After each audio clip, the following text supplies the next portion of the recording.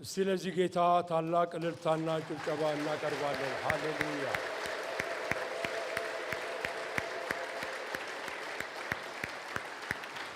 ጌታ የተባረከ ይሁን። እስቲ ሁለት ሰው አጠገባችሁ ያለ ሁለት ሰው ከኋላ ኢየሱስ ክርስቶስ ጌታ ነው በሉት እስቲ።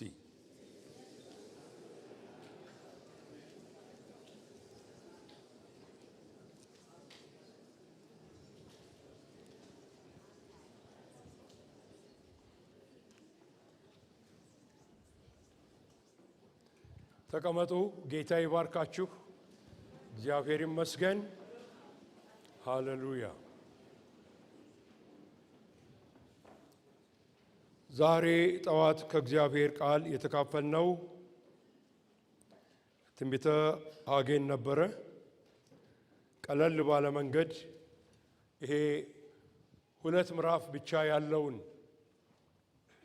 የመጽሐፍ የብሉይ ኪዳን መጽሐፍ በቀላሉ ማየት ችለናል እና መንፈሳዊ መልእክቱንም አብረን ስንመለከት ነበር። አሁንም ደግሞ ይሄንኑ እናደርጋለን ከእናንተ ጋር ማለት ነው። ጌታ ይባረክ። ስለዚህ መጽሐፍ ቅዱሳችሁን ትንቢተ ሐጌ ላይ ብታወጡ ደስ ይለኛል። በነገራችሁ ላይ በዚህ አጋጣሚ አስተያየት ነው፣ ትእዛዝን እንደ ትእዛዝም ባይሆን እኔ እንደ ጥንቱ መጽሐፍ ቅዱስ ሃርድ ኮፒውን ይዛችሁ ብትመጡ ይሻለኛል። ምክንያቱም አንድ ጊዜ ይሄ ተንኮለኛ ነገር ነው ያዝነው ነገር ስንገባ ብዙ ታሪክ ውስጥ እንገባለን። ሌላ ነገር ውስጥ ገብተን ማለት ነው። ስለ ሴልፎን ነው የምናገረው፣ ስለ ሞባይል ብዙ ነገር ውስጥ ገብተን ማየት ስለምንጀምር እንደዛ ቢሆን ጥሩ ነው። መጽሐፍ ቅዱሳችን እንግዲህ ሐጌ ላይ ካወጣን ሁሉንም ሶስት ክፍሎች አሉኝ። በመልእክቶቼ ላይ ሶስት ጊዜ እናነባዋለን፣ አንዳንድ ክፍሎቹን ከፋፍለን። አሁን ግን ትንቢተ ሐጌ ምዕራፍ 1 ከቁጥር 1 እስከ 12 ያለውን አንብበን እንጸልያለን። በንጉሡ በዳርዮስ በሁለተኛው ዓመት በስድስተኛው ወር ከወሩም በመጀመሪያው ቀን የእግዚአብሔር ቃል በነቢዩ በሐጌ እጅ ወደ ይሁዳ አለቃ ወደ ሰላትያል ልጅ ወደ ዘሩባቤል ወደ ታላቁም ካህን ወደ ኢየሶዴቅ ልጅ ወደ ኢያሱ እንዲህ ሲል መጣ። የሰራዊት ጌታ እግዚአብሔር ይህ ሕዝብ ዘመኑ አልደረሰም፣ የእግዚአብሔር ቤት የሚሰራበት ዘመን አልደረሰም ይላል ብሎ ተናገረ።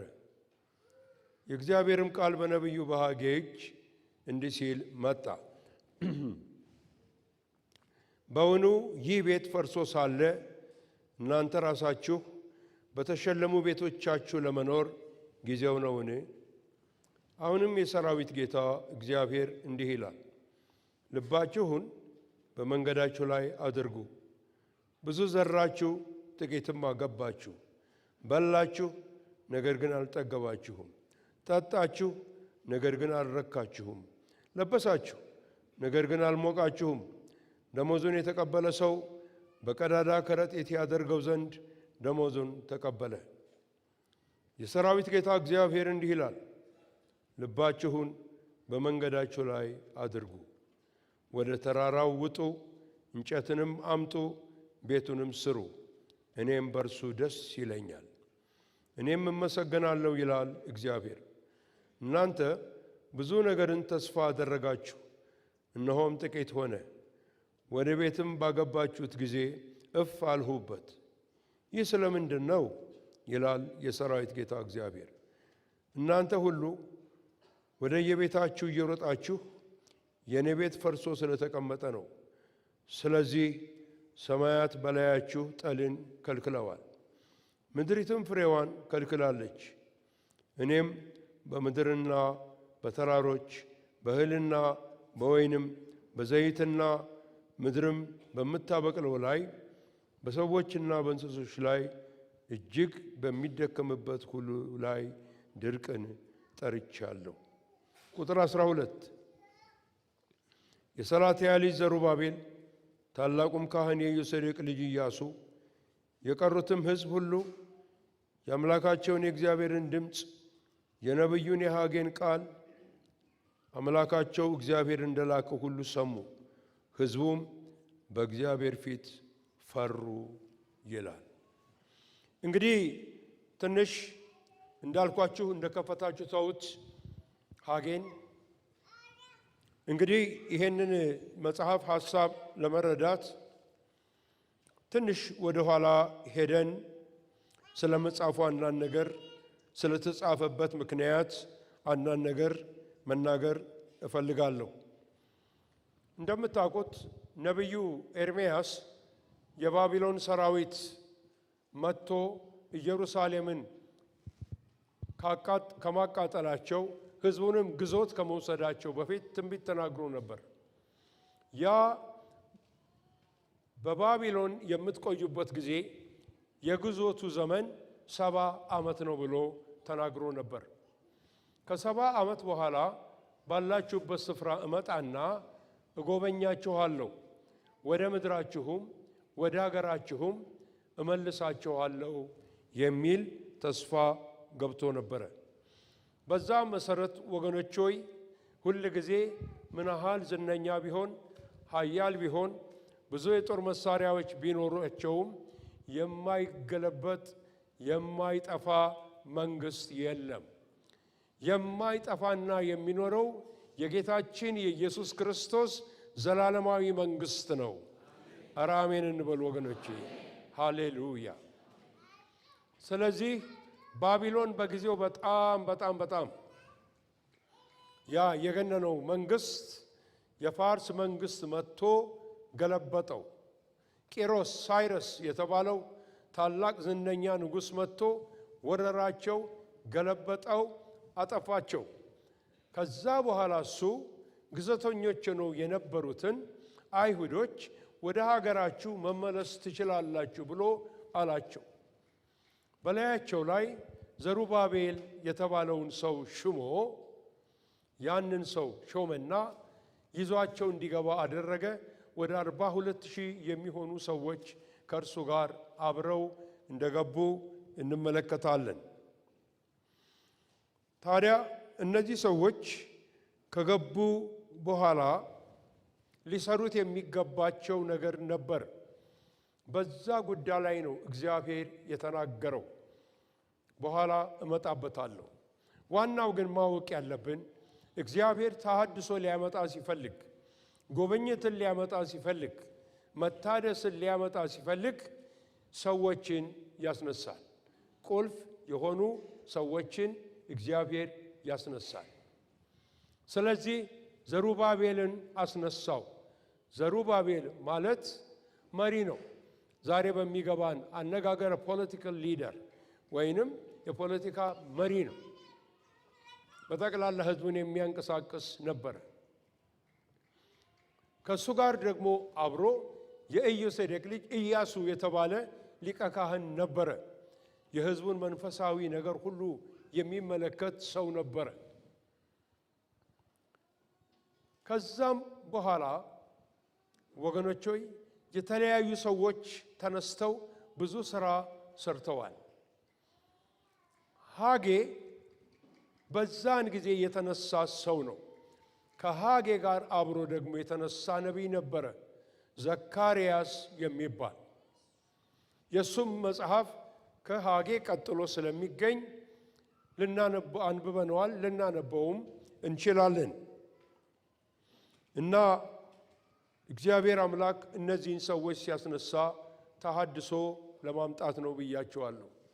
ዘሩባቤል ማለት በባቢሎን ስለተወለደ የባቢሎን ፍሬ ማለት ነው። የባቢሎን ፍሬ። ሐጌ ማለት በዓል ነው እንደሚሉት የመጽሐፍ ቅዱስ ሰዎች። ይሄ ሰው ምናልባት በዳስ በዓል ወይንም በቂጣ በዓል ጊዜ ስለተወለደ ሐጌ ተብሎ ተጠራ ይላሉ። ኢያሱ ማለት እግዚአብሔር አዳኝ ነው ማለት ነው። እግዚአብሔር አሁንም አዳኝ ነው። እና እነዚህ ሰዎች ነበሩ እግዚአብሔር የተጠቀመባቸው እግዚአብሔር እጁን ያደረገባቸው እና እግዚአብሔር ሕዝቡን ወደዛ በሚመልስበት ጊዜ ሕዝቡ ምን እንደሚያስብ እኔ ይሄ ነው ማለት አልችልም። እንደሚመስለኝ ግን ወደ ሀገራችን ገባን፣ ቤት ልንሰራ ነው፣ ጎጆ ልንቀይስ ነው። እዛ እንግዲህ ወገኖቻችን ልጆቻችን ተጋብተው ሊወልዱ ሊባዙ ነው። ይሄ ይመስለኛል ያላቸው። በእግዚአብሔር ዓይን ግን ሌላ አጀንዳ ነበረ። ያም የእግዚአብሔር አጀንዳ ወደ ኢየሩሳሌም ተመልሰው የእግዚአብሔርን ቤተ መቅደስ እንዲሰሩ ነበረ። አያችሁ፣ የእግዚአብሔርን ቤተ መቅደስ እንዲሰሩ ነበረ እና ለዚህ ነበረ። ስለዚህ በመጀመሪያው ላይ የምንመለከተው ነገር ይሄንን ነው። አንደኛው ሐሳብ እግዚአብሔር አምላክ በነቢዩ ሐጌ በሚናገርበት ጊዜ እንዳነበብነው እግዚአብሔር በሕዝቡ ከገቡ በኋላ አልተደሰቱም።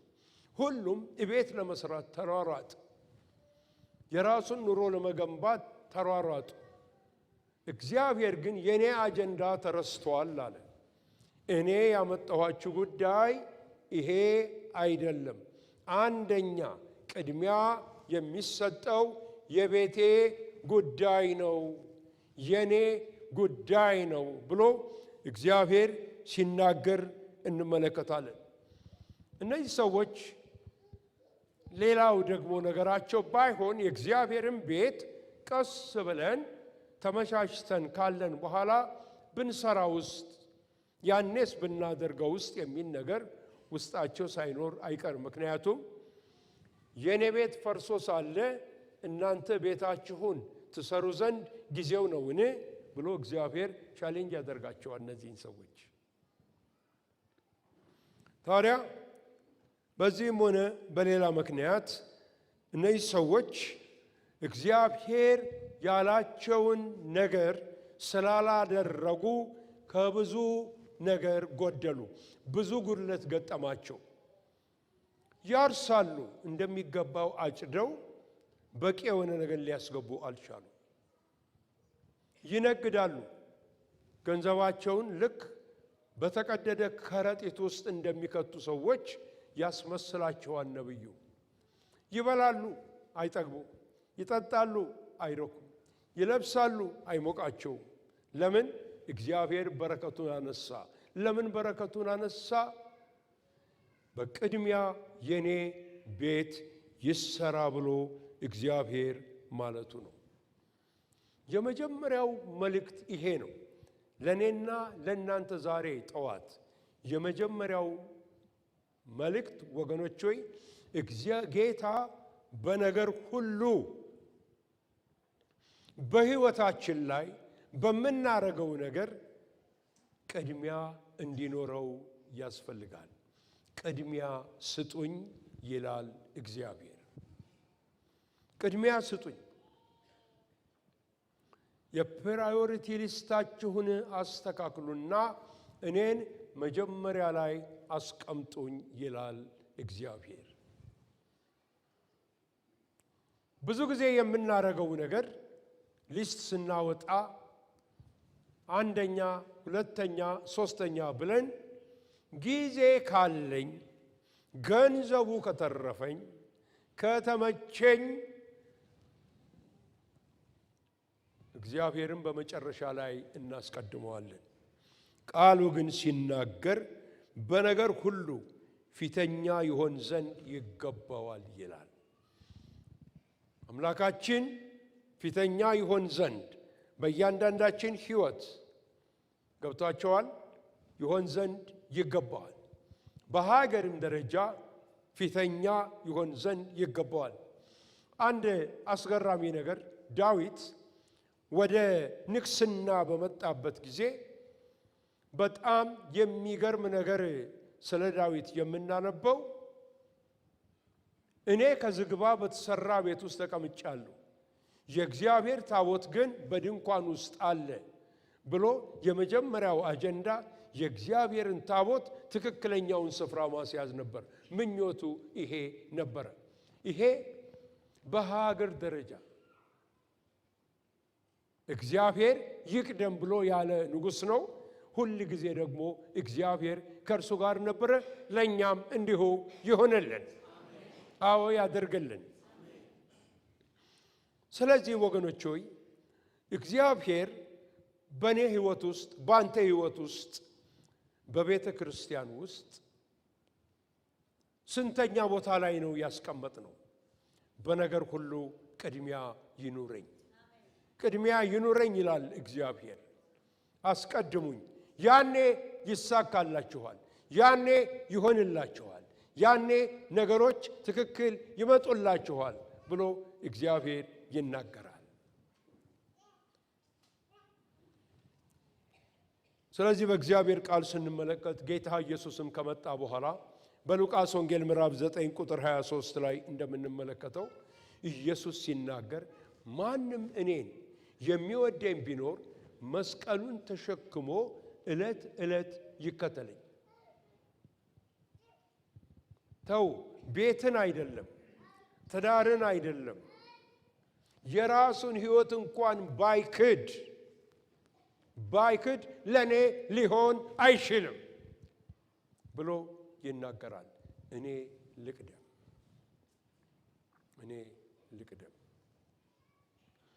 አንድ ሰው ኢየሱስ ክርስቶስ ጋር መጣና ጌታ ሆይ እከተልሃለሁ፣ ላገለግል እፈልጋለሁ፣ ነገር ግን አስቀድሜ ወላጆቼን እንድቀብር ፍቀድልኝ።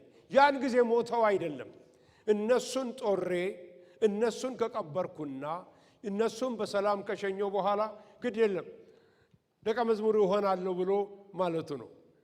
ጌታ ግን ተው፣ ሙታናቸውን ይቅበሩ፣ አንተ ተከተለኝ አለው።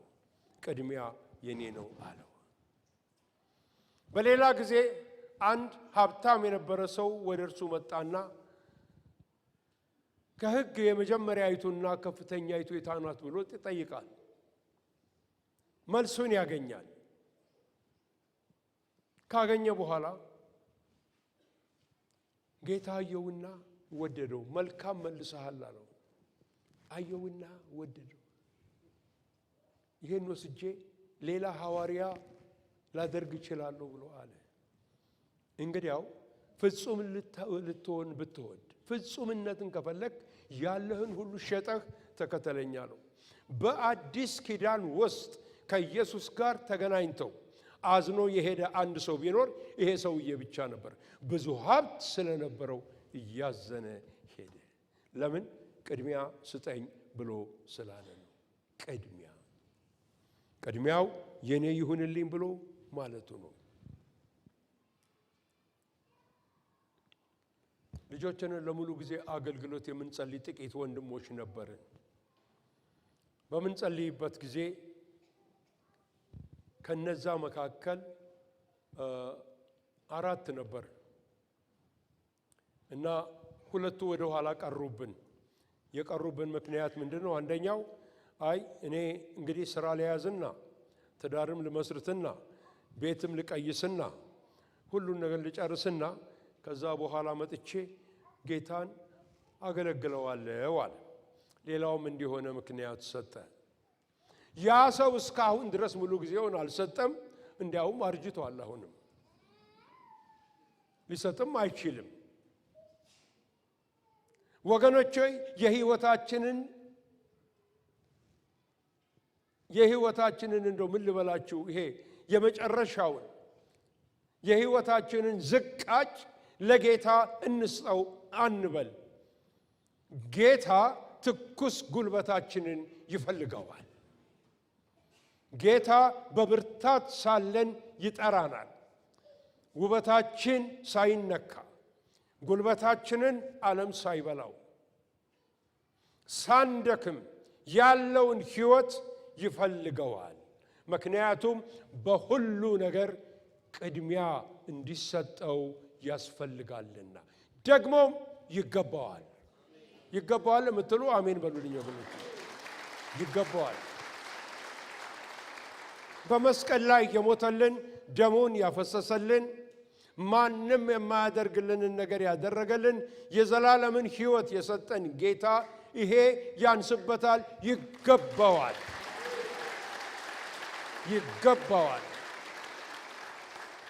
ሰላም ማናቀውን ሰላም የሰጠን ከጠላት ከዲያብሎስ እስራት ያወጣን ከዓለም ውስጥ ነጥቆ አውጥቶ ለእርሱ ልዩ ዕቃዎች አድርጎ ያቆመን ያከበረን ከፍ ከፍ ያደረገን ለመንግሥቱ ካህናት ያለን ጌታ ይገባዋል። ሃሌሉያ!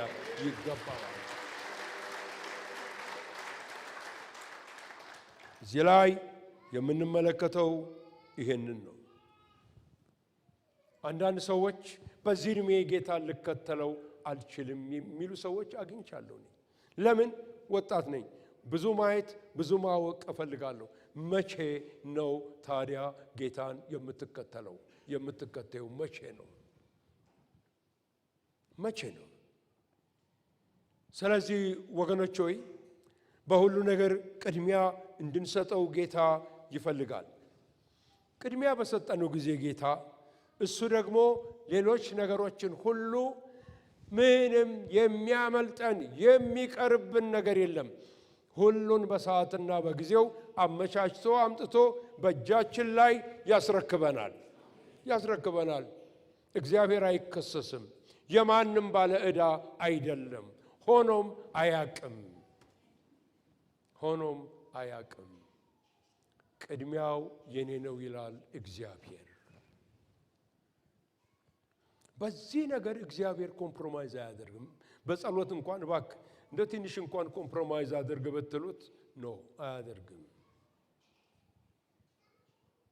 እኔ ነኝ መደመጥ ያለብኝ፣ እኔ ነኝ መሰማት ያለብኝ ይላል። አዳም ሄደና ለእግዚአብሔር ምን አለው? የለም እኔ እኮ የሰጠኸኝን ሴት እቺ ሔዋን ለእሷ እንደው ቅድሚያ ልስጥ ብዬ የእሷን አስተያየት ወስጄ ነው የበላሁት አለው።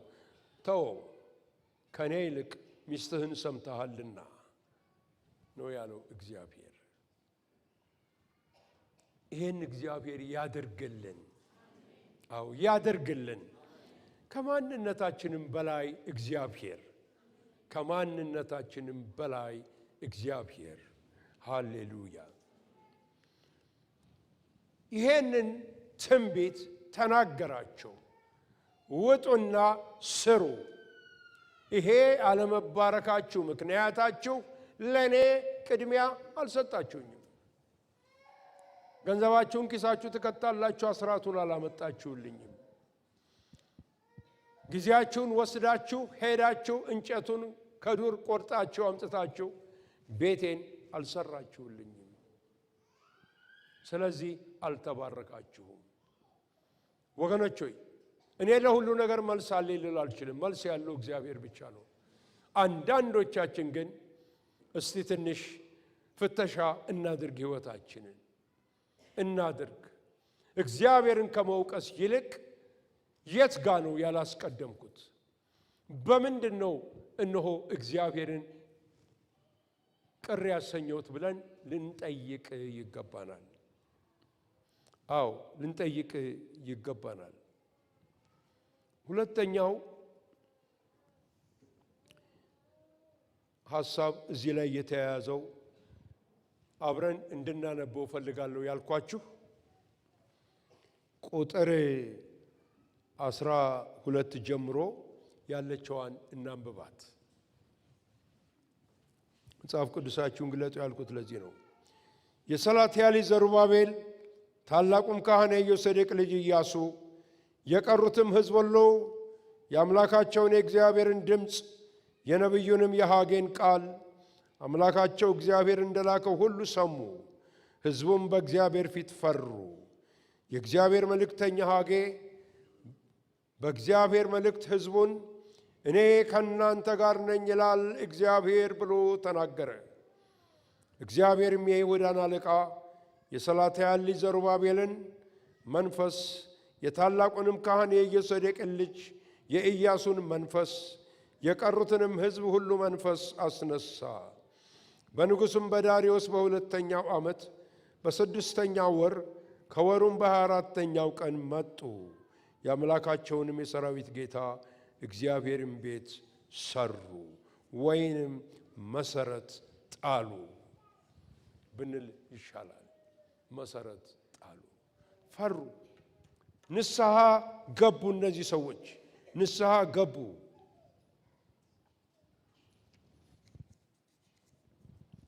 ፈሩ። የእግዚአብሔርን ድምፅ ሰሙ።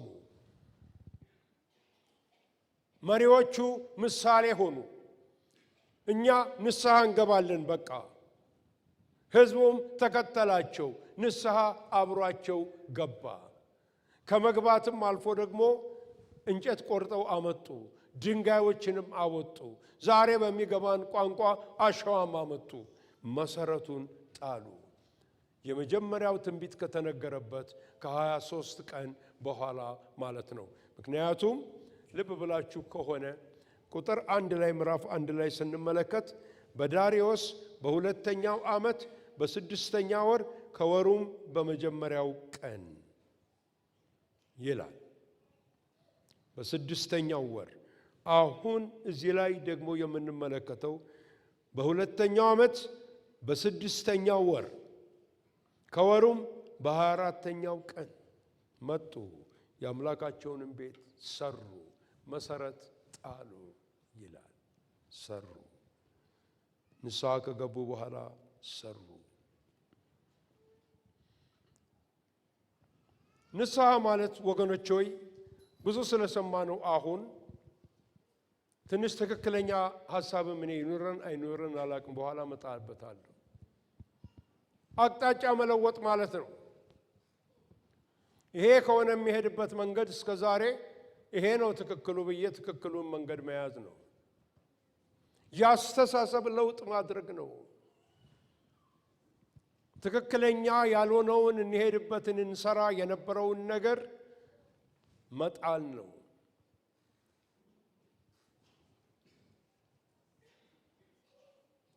እነዚህ ነገሮች ናቸው ንስሐ ማለት። ብዙ የንስሐ ጊዜ የጸሎም ጊዜ ለኛ አዲስ አይደለም።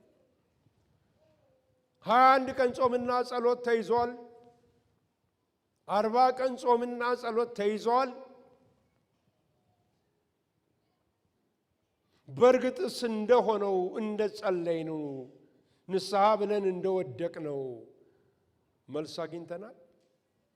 እናንተ ራሳችሁ በሉ። እኔ ለራሴ ግን አልመሰለኝም። እንደዚህ የሚጸልይ ሕዝብ እንደዚህ የሚጾም ሕዝብ እኔ አለ ብዬም አላምንም። ነገር ግን ችግራችን የት ጋር እንደው ልንገራችሁ። ከዛ ስንወጣ 21 ቀንም ጨርሰን እንውጣ፣ 40 ቀንም ነው በጾም ላይ እንሁን። ስንወጣ ያ የተቀየምነው ያ ክፉ የምንመኝለትን ሰው ስናገኘው አቅፈን ሰላም አንለውም። እዛው ላይ ነን ያለነው። እዛው ላይ ነን ያለነው። ቋንቋችንም አልተለወጠም። ድሮ እንደምንናገር ነው። እንነግማለን፣ እናማለን። ያው ነን፣ እዛው ነን።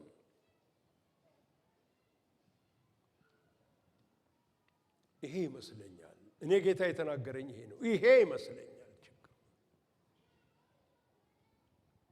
በኢሳይያስ መጽሐፍ በ58ኛው ምዕራፍ ላይ እግዚአብሔር ስለዚህ ነገር ይናገራል። የጾማችሁት ለራሳችሁ ነው እንጂ ለእኔ አይደለም ይላል። የታሰረውን አልፈታችሁም፣ ከድሮ መንገዳችሁ አልተቀየራችሁም። ባህል ነው፣ በልምድ ነው።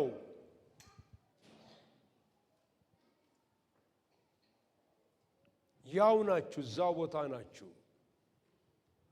ነገር ግን መንገዳችሁን ብትለውጡ፣ አካሄዳችሁን ብትለውጡ፣ መስመራችሁን ብትለውጡ ለበረከት አረጋችኋለሁ፣ ለፈውስ አረጋችኋለሁ፣ ለክብር አደርጋችኋለሁ ይላል እግዚአብሔር። እንለውጥ። ስንጾም ለራሳችን ነው የጾምነው እንዴ? ስንጾም እኮ ወተን አንድ ሰው ወይ ስራ ቦታ ላይ ወይ በህመም ምክንያት እኛ አናቅም የማይጾም ሰው ካለ በልባችን ምን ነው እኔ 20 ቀን ስጾም እኮ ሰው ሲበላ ሲጠጣ ነው የሰነበት ነው እንላለን። እግዚአብሔር ደግሞ ምን አገባህ ይላል። ምን አገባህ ስለሌላው? ራስህን የምታጸድቀው። እንለውጥ፣ መስመራችንን እንለውጥ፣ አካሄዳችንን እንለውጥ።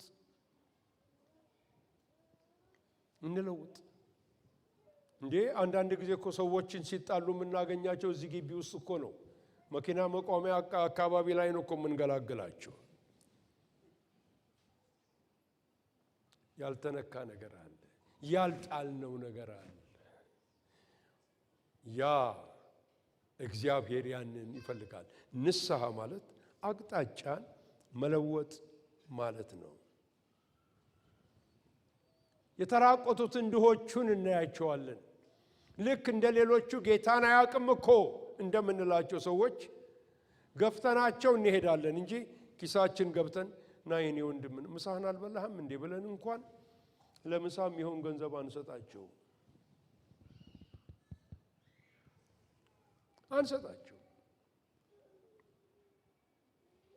ወገኖች ሆይ መንገዳችሁን ለውጡ ይላል እግዚአብሔር።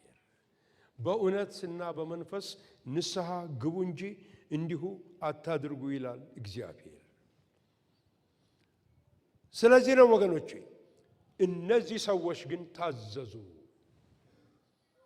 በታዘዙ ጊዜ ደነገጡ። ወዲያው በሰሙ ጊዜ መንገዳቸውን ለወጡ።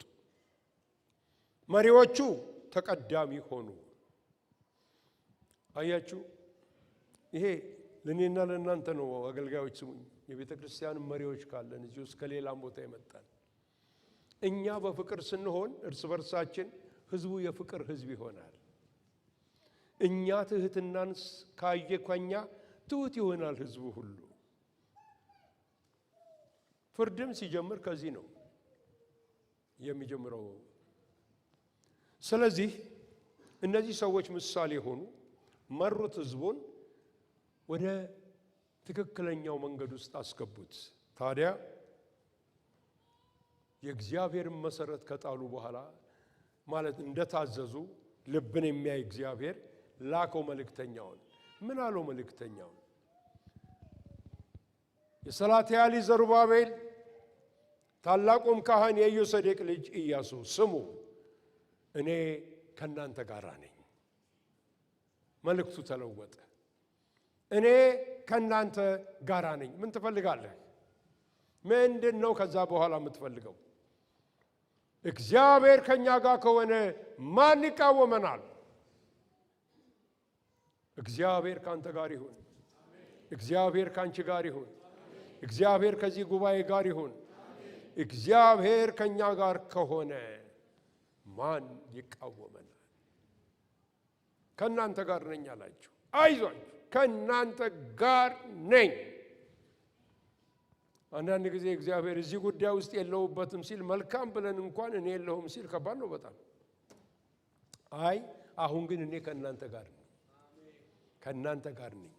ንስሐ ገብታችኋል፣ ከናንተ ጋር ነኝ። አይዟችሁ፣ በርቱ፣ ስሩ ብሎ እግዚአብሔር አምላክ በረከቱን መለሰላቸው። በቃ ተትረፈረፉ፣ ተባረኩ፣ ሞላቸው። እርሻቸው ተባረከ፣ ገንዘባቸው ተባረከ፣ ጤንነታቸው ተባረከ፣ ትዳራቸው ተባረከ፣ ልጆቻቸው ተባረኩ። የሚረግጡት ነገር ሁሉ የተባረከ ይሁን። እግዚአብሔርም ይሄንን ለእናንተ ያድርግላችሁ። ኧረ በደንብ አሜን በሉ ባካችሁ። አዎ ይሁንላችሁ፣ ይሁንላችሁ። እንዲህ አድርጎ እግዚአብሔር አምላክ ባርኮትን ሰጣቸው። ሌላው ወገኖች ሆይ ሁለተኛው ሶስተኛው ነገር እንድንመለከት የፈለኩት በዚህ በምዕራፍ 2 ላይ ያለው ነው። እሱንም ግለጡ መጽሐፍ ቅዱሳችሁን፣ አብረን ነው የምናየው፣ አብረን ነው የምንመለከተው። ምዕራፍ 2 ከቁጥር 1 ጀምሮ እስቲ እስከ 9 ያለውን እናንብበው።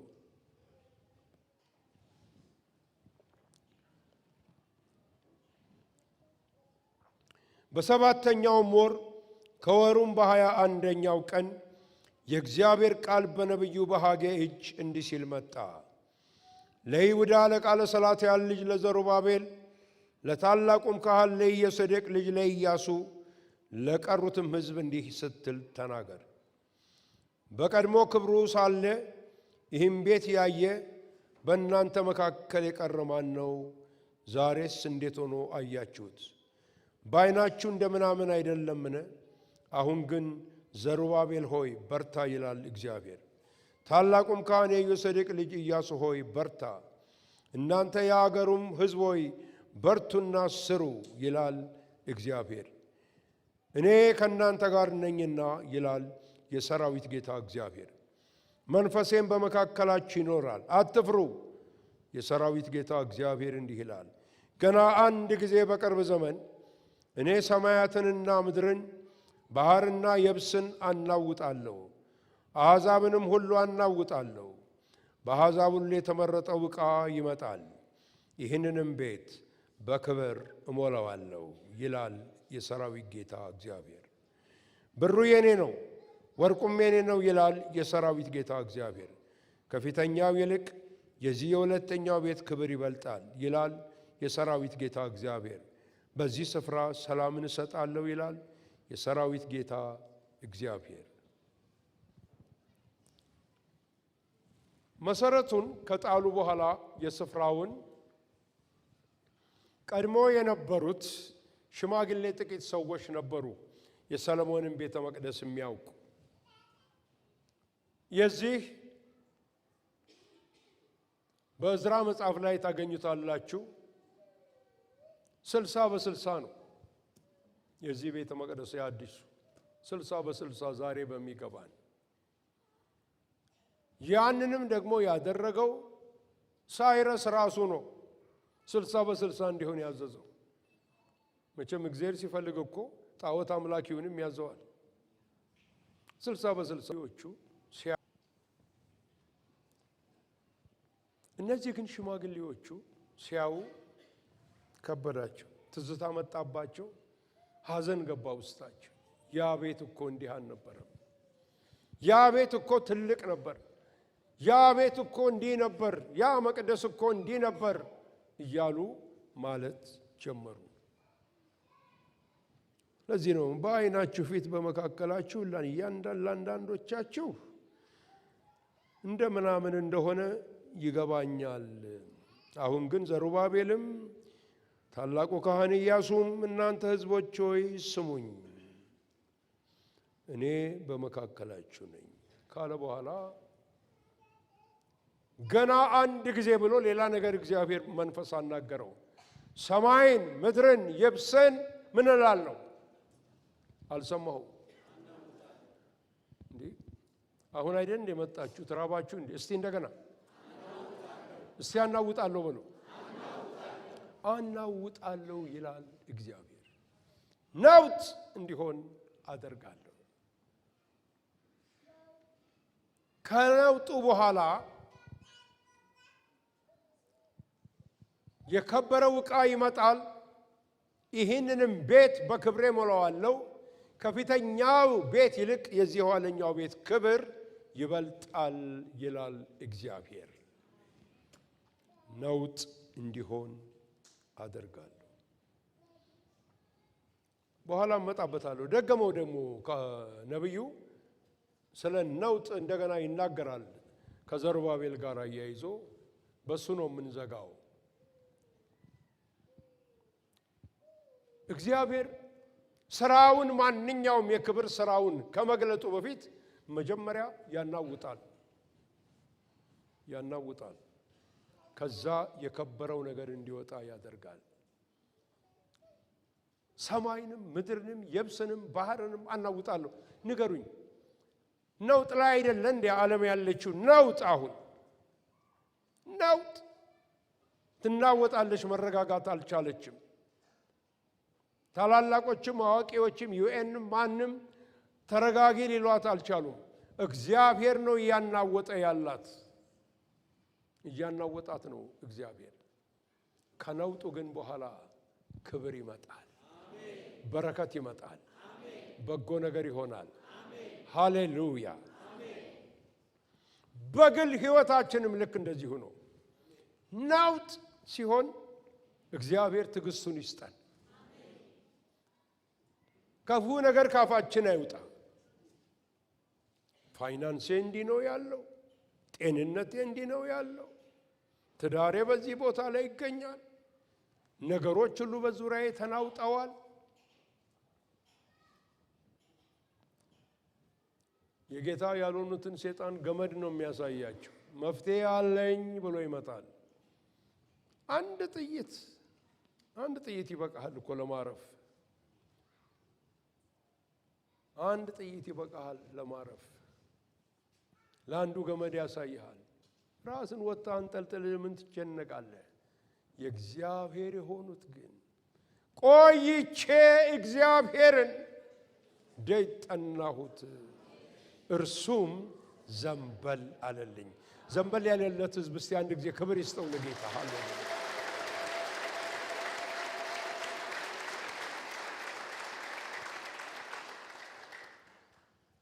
እየተናወጠባችሁ ከሆነ ነገር ተደበቁ፣ በጌታ ፊት ሁኑና ዝም በሉ። ትዕግስቱን እግዚአብሔር ያብዛላችሁ። ከዛ በኋላ የሚመጣ በጎ ነገር አለ፣ መልካም ነገር አለ። መጽሐፍ ቅዱስ ሁሉ በዚህ የተሞላ ነው። ከነውጥ በኋላ የእግዚአብሔር ድምፅ ይመጣል። ከነውጥ በኋላ የእግዚአብሔር ክብር ይገለጻል። ከነውጥ በኋላ በረከት ይዘንባል። ብዙ ነውጦች የሆኑበት ስፍራ አለ በመጽሐፍ ቅዱስ። እኔ የምወደው ሕዝቅኤል 37 የደረቁ አጥንቶች ሸለቆ። ነቢዩ እዛ ቆሞ እግዚአብሔር አቆመኝ ይላል። በሕይወት ይኖራሉ አይኖርም? ኧረ እኔ አላቅም አለ። ሰው መቼም ብዙ መንፈሳዊ ሲሆን ምን ይላል? አላቅም ነው የሚለው። እኔ አላቅም ጌታ። እንግዲያው አንተ ነህ መሳሪያ ለዚህ ጉዳይ፣ ተናገር፣ ዝም አትበል። የትንቢት መንፈስ መጣበትና ለቀቀው። አንድ ጊዜ ትንቢቱን ሲናገር ታላቅ ምን ሆነ? መናወጥ ሆነ። ተናወጠ ሸለቆ። ጸጥ ያለ ነበር። መቃብር ስፍራ ጸጥ ያለ ነው አይደለ? ጸጥ ያለ ነበር። ትርምስ ሆነ። አጥንት ከአጥንት ጋር ለመጋጠም አካል አካሉን ይፈልግ ጀመረ። ተገጣጠሙ። ቁርበትን በላያቸው መጣ፣ ለበሱ። የእግዚአብሔር መንፈስ በላያቸው መጣ፣ በሕይወትም ኖሩ።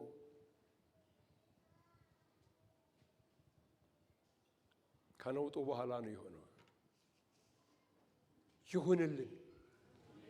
ኢትዮጵያ እንደደረቁ አጥንቶች ሸለቆ ናት። እውነቱን ከፈለጋችሁ እንደደረቁ አጥንቶች ሸለቆ፣ ማንም አይወቀስም። እንዲሁ ከዘመናት በፊት ሲሽከረከር የመጣ ችግር እየተጠቀለለ እያደገ እየተቀጠለ እዚህ ደረሰ። እንደዛ ሆነናል። ነገር ግን አንጠፋም። መናወጥ ይሆናል። የእግዚአብሔር ድምፅ ይመጣል በምድሪቱ ላይ። ያን ጊዜ በሕይወት እንኖራለን።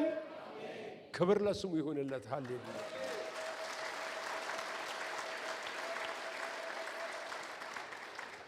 ጌታ ኢየሱስ ክርስቶስ ጋር ልውሰዳችሁ። የማቴዎስ ወንጌል ምዕራፍ 27 ከቁጥር 50 እስከ 53 በመስቀል ላይ ሆኖ በታላቅ ድምፅ ይላል ማቴዎስ፣ ነፍሱን አሳልፎ ሰጠ።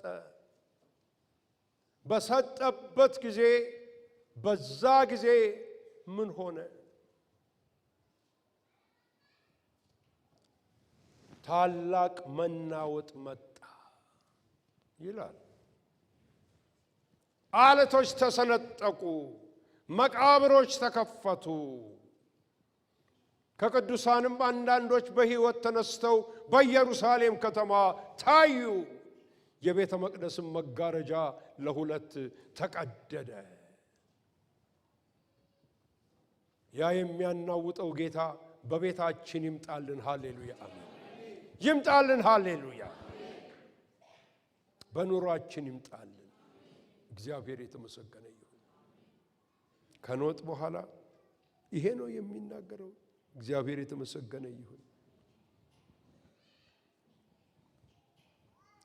እዚህ ላይ በሚናገርበት ጊዜ ስለ ክብር ነው የሚናገረው። አትዘኑ አላቸው። ከፊተኛው ይልቅ የዚህ የኋለኛው ቤት ክብር ይበልጣል። ሰው ሁል ጊዜ የፊተኛው ነገር እንዲደገምለት ነው የሚፈልገው። እንደው ቢደገም በ50ዎቹ የተደረገው ሪቫይቫል ቢደገም፣ በ70ዎቹ የተደረገው ሪቫይቫል ቢደገም። አትድከሙ። እግዚአብሔር አይደግምም። አዲስ ነገር ግን ያደርጋል። አዲስ ነገር ነው የሚያደርገው እሱ። ምን ጎሎበት ምን አንሶ ነው የሚደግመው? አዲስ ነገርን አደርጋለሁ ነው ሁሉ ጊዜ የሚለው። አዲስ ነገርን፣ አሁንም አዲስ ነገርን ያድርግልን። አዲስ ነገርን ያድርግልን። ለወቅቱ ለጊዜው ለሰዓቱ የሚሆነውን የሚስማማውን መነጋገሪያ የሚሆነውን ነገር እግዚአብሔር አምላክ ያድርግልን። በጌታ በኢየሱስ ስም ደግሞ ይደረጋል፣ ይሆናል፣ ይከናወናል። እግዚአብሔር ቃሉን ያከብራል። ሃሌሉያ አሜን። ክብር ስጡት ለዚህ ጌታ።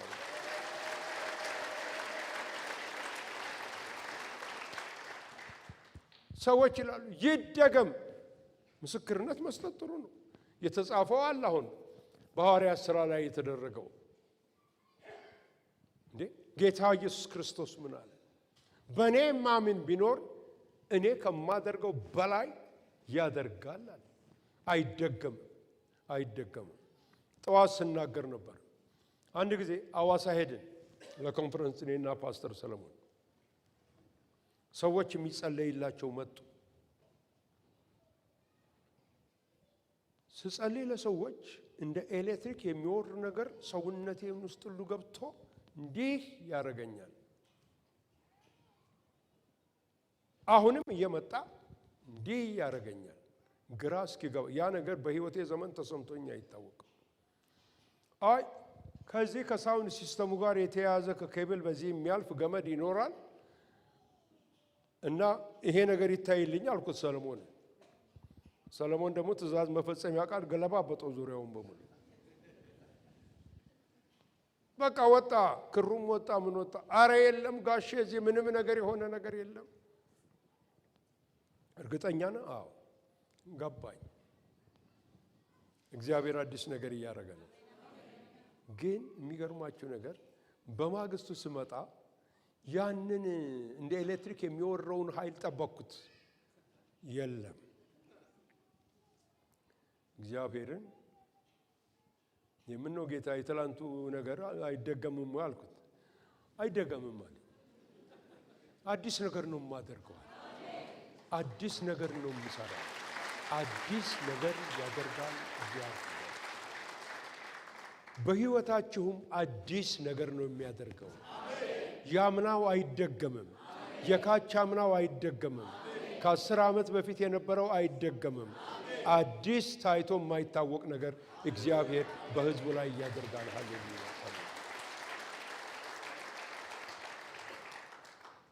ሶስተኛው ወገኖች የመጨረሻው አሁንም እንደገና መጽሐፍ ቅዱሳችሁን አውጡ። ይሄ መጨረሻ ንባባችን ነው። እየጨረስኩላችሁ ነው።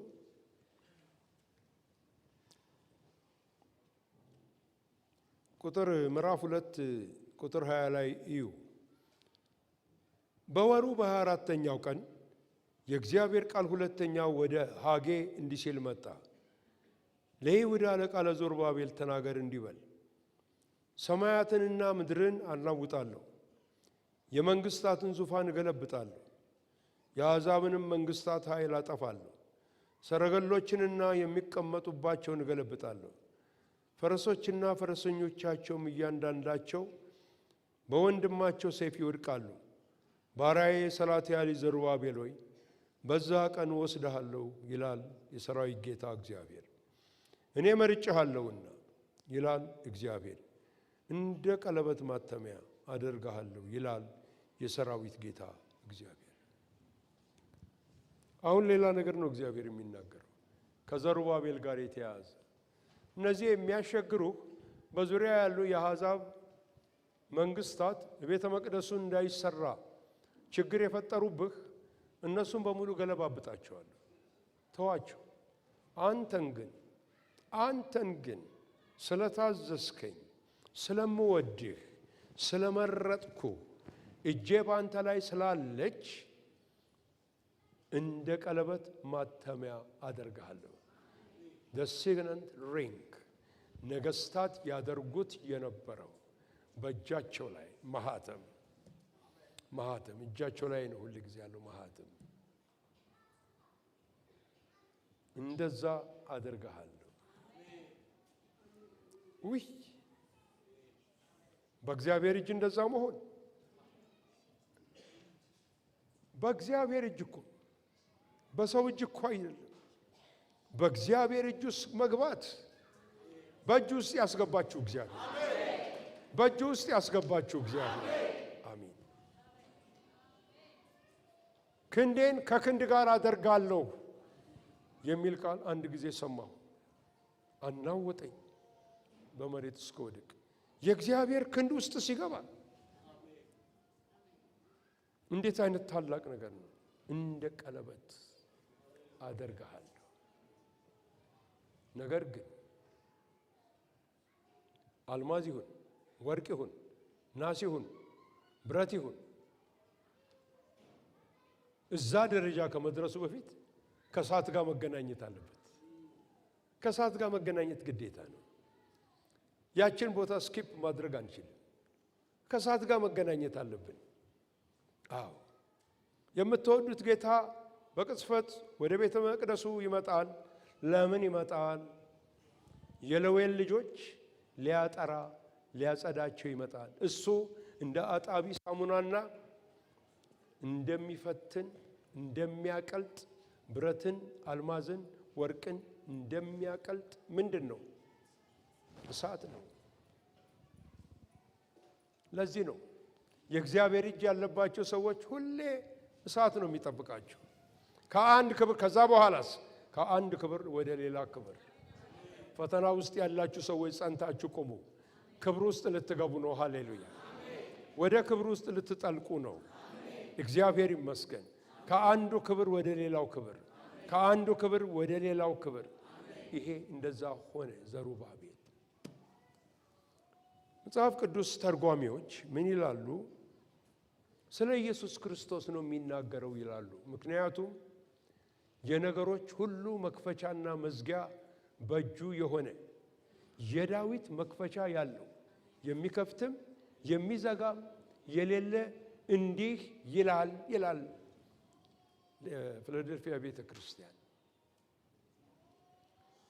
እሱ ነው ይላል። ደግሞ ዘሩባቤል የኢየሱስ ክርስቶስ ግንድ ነው። ማቴዎስን አንብቡ፣ የትውልዱ መጽሐፍ እዛ ውስጥ ተጠርቶ ታገኙታላችሁ። ሰላትያ ዘሩባቤልን ወለደ ይላል። ከዛ ይመጣላችኋል ወደ ኢየሱስ ክርስቶስ። ስለ እሱ ነው የሚናገረው ይላል። መክፈቻ ያለው ባንተ ውስጥ ነው። መክፈቻ ያለው ባንቺ ውስጥ ነው። የሚከፍትም የሚዘጋም የሌለ፣ የከፈተው አይዘጋም፣ የዘጋው አይከፈትም። ስለዚህ በእኛ ላይ አለ። እግዚአብሔር የተመሰገነ ይሁን።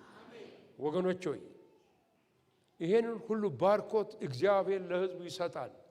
አሁንም እየሰጠ ነው ያለው። እኛም ደግሞ ባርኮቱን ይዘን ባርኮቱን ለመጠበቅ እንድንችል እግዚአብሔር ይርዳን። ክብርና ምስጋና፣ ታላቅነት፣ ዘላለማዊነት፣ ኃይልም ብርታትም ለአምላካችንና ለጌታችን ይሁንለት። አሜን። እንጸልያለን። አንድ ኪዳን ከእግዚአብሔር ጋር ዛሬ እናደርጋለን። ያም በነገር ሁሉ እርሱ በሕይወቴ ተቀዳሚነት እንዲኖረው እግዚአብሔር ጸጋ ይስጠኝ። ከዛሬ ጀምሮ መንገዴን አስተካክላለሁ የምትሉ የጌታ ልጆች ቁሙና አብረን ጸልያለን።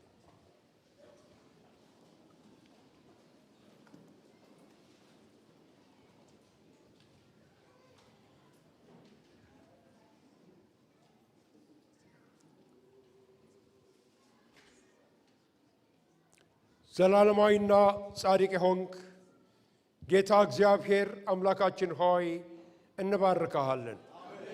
ዛሬ ስለፈሰሰልን ቃል ክብርና ምስጋና ላንተ ለጌታችን ብቻ ይሁን። ድምፅህን ሰምተናል፣ ተጽናንተናል፣ ተመክረናል፣ ተገስጸናል። እግዚአብሔር ሆይ እኛም ደግሞ በፊትህ በንስሐ እንቀርባለን። ከእንግዲህ ወዲህ በነገር ሁሉ አንተ ቅድሚያ ይኖር ዘንድ በፊትህ ቃል እንገባለን። አንተም ደግሞ ባርኮትህን አፍስልን። ይሄ ሕዝብ የተባረከ ይሁን።